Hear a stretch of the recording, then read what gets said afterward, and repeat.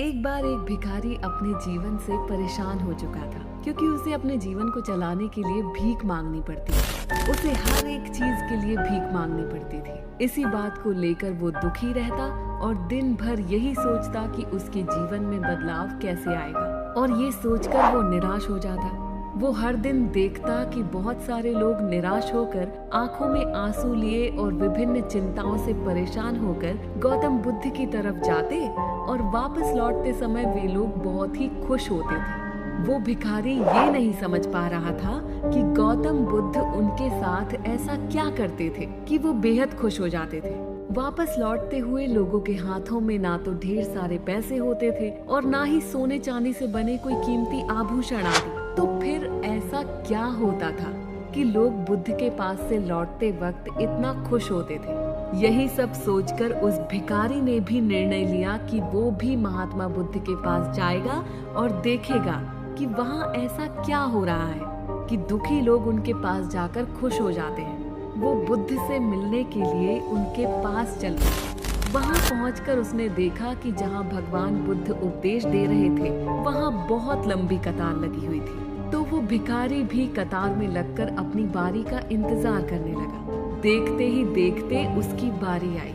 उसने भगवान बुद्ध से कहा, भगवान, मैं बहुत ही गरीब हूँ, मेरे पास कुछ भी नहीं है। मुझे अपना जीवन चलाने के लिए भी दूसरों से भीख मांगनी पड़ती है। अब आप ही बताइए कि मैं अपने जीवन को कैसे बेहतर करूं? ये सब सुनकर भगवान बुद्ध ने कहा, तुम गरीब नहीं हो, तुम्हें ऐसा लगता है क्योंकि आज तक कभी तुमने किसी के लिए कुछ भी नहीं किया, ना ही तुमने कभी किसी को दान दिया, ना ही तुमने दूसरों के लिए कुछ किया।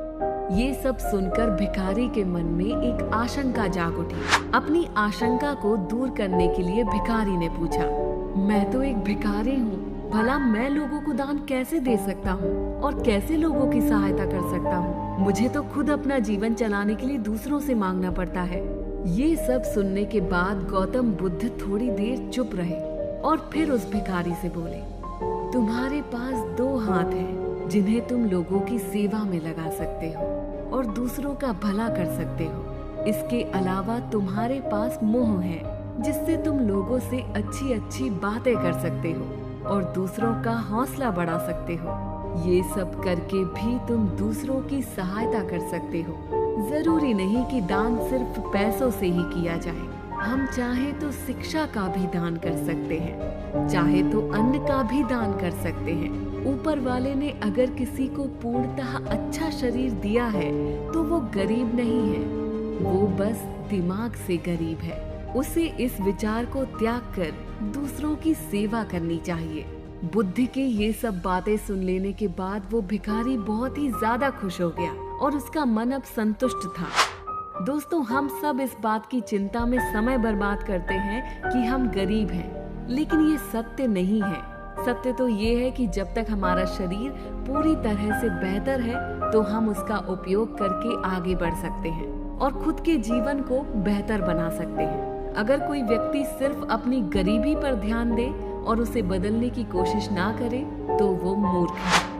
इसके अलावा हमें इस कहानी से ये भी सीख मिलती है कि दान सिर्फ धन का ही नहीं अपितु शिक्षा, भोजन, अच्छे विचार आदि का भी किया जाना जरूरी है। अगर आपके पास धन नहीं है तो आप शिक्षा का दान कर सकते हैं या फिर आप दूसरों के लिए अच्छे विचारों का भी दान कर सकते हैं। इससे समाज बेहतर होता है।